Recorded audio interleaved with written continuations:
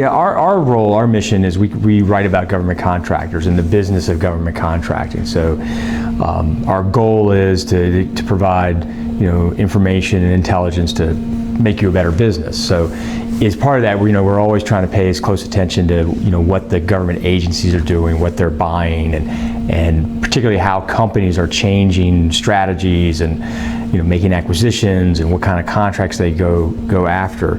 So we're seeing a lot of change in these last few years. A lot of it driven by the budget pressures of forcing both contractors and their customers to change how they do business. So there's always, you see some contractors that are sort of very reactive and like, oh, the government's doing this, we better change now. And then there's others that are a little more proactive, trying to bring new ideas in ahead of the customer asking for it. And the big thing we've seen are some companies trying to pull in commercial best practices into the government space. We see that increasing. I do think lessons are definitely being learned. We've said, healthcare.gov is a great example of something that stumbled out of the block, and I'm not sure the whole story there has been told yet on what went wrong, but it has improved. I think that Accenture came in, they have a large commercial business in addition to their government business, and they were able to pull some of those commercial best practices in to kind of turn that project around. It appears to be working as of now. I think that one of the big things we've seen over the last 2-3 years, and it's gaining more and more momentum, is this whole, some people call it managed services or cloud services, or even X as a service. So it could be software as a service or platform or infrastructure as a service, where companies will come in and instead of the government having to buy hardware and software, they're sort of leasing it from these companies, and that's a big shift. I mean, it hasn't.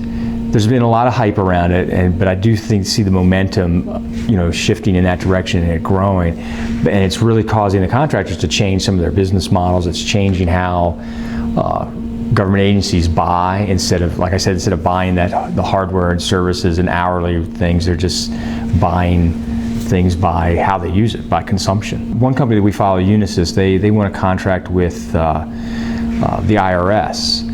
And the IRS needed more storage, but they also, with tax season, they have this computing demand goes way up. So they didn't want to buy all of that. So Unisys went into their facility and built a data center that Unisys owns, and then the IRS just taps into that as they need more. They pay a little bit, more, and when demand goes down, they pay less, but they don't have to.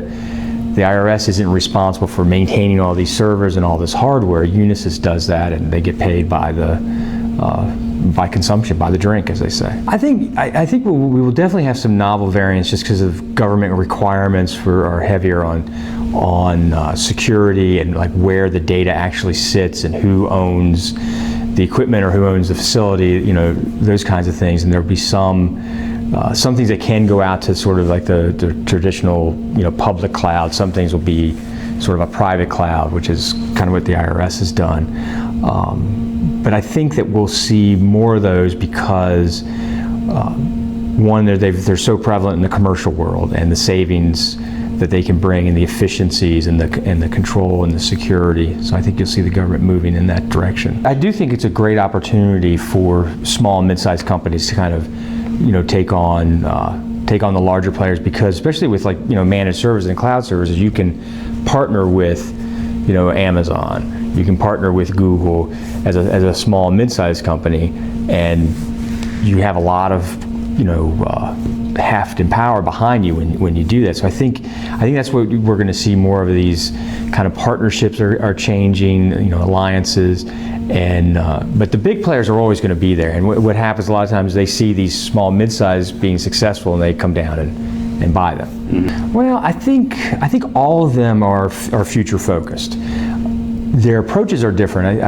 Particularly, cybersecurity right now is just the talk of everything. That's extremely important. And you're seeing different strategies on how these companies are going to, one, get cybersecurity capabilities and also go to market. Raytheon did something very interesting where they bought another company called WebSense, and it was over $1 billion acquisition, and they created a joint venture WebSense, I believe, was owned by private equity, so they still have the private equity group still has a piece. Raytheon still has a large piece, and it's going to be focused kind of on the commercial cyber world. But Raytheon itself will still be able to pull that into their government work. And then when you look at some of the other large, kind of defense primes, they're making smaller niche, cybersecurity acquisitions. So that might be the more traditional approach. And then actually General Dynamics sold off a cyber business because it just didn't really fit.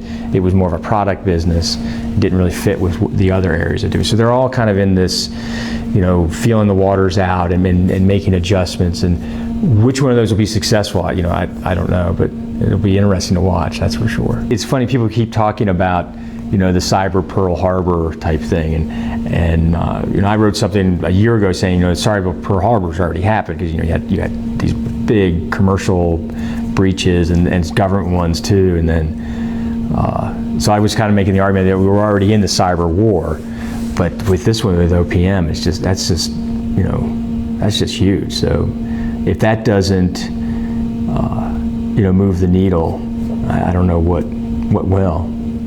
5 years ago, it was the big push was, there was probably longer than 5 years, outsource as much as you can. This pendulum has swung back over the last 4 or 5 years. I see it sort of now in the middle. I think that outsourcing, they may not want to call it that anymore, but in a way, a lot of these managed services, X as a service are a variation of that, because the government isn't taking ownership of these things; they're buying things as a service. So I think that's sort of where you're going to see the growth, versus sort of these wholesale outsourcing, initiatives that we've seen in the past.